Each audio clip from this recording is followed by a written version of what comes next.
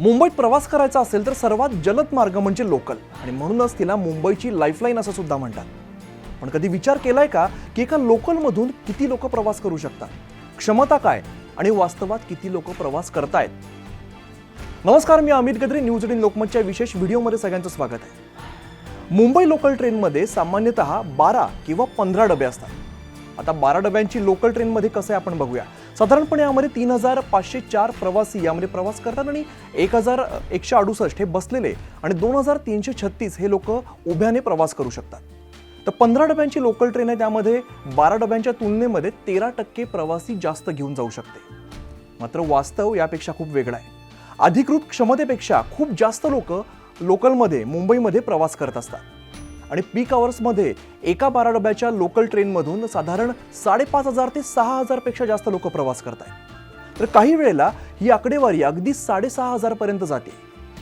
गर्दीच्या वेळेला एका चौरस मीटरमध्ये 16 पेक्षा अधिक लोक एकमेकांना चिकटून उभे असतात आणि यालाच सुपर डेन्स क्रश लोड असं म्हणतात. मुंबई उपनगरीय रेल्वे प्रणाली रोज 75 लाखापेक्षा अधिक प्रवाशांना घेऊन जाते.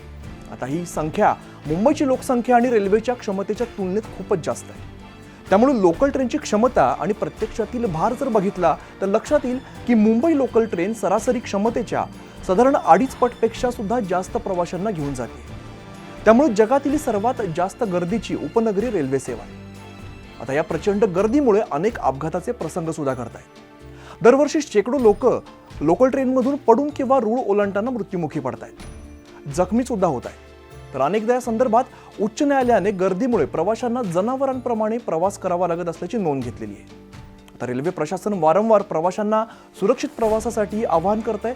तसंच रूळ ओलांडू नये किंवा गर्दीमध्ये धोकादायक प्रवास करू नये असे संदेश सुद्धा दिले जात आहेत. पण वाढती लोकसंख्या आणि अपुरी पडणारी रेल्वे सेवा आणि वेळेची मर्यादा यामुळे अनेकदा आपला जीव धोक्यात घालून प्रवास करावा लागतो.